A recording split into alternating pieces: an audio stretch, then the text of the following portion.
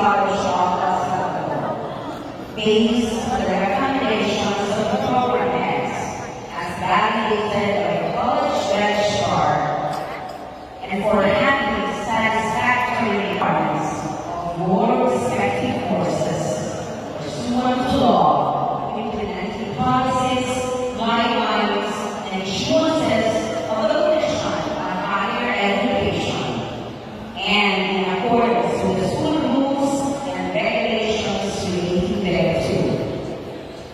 I, Dr. Ian A.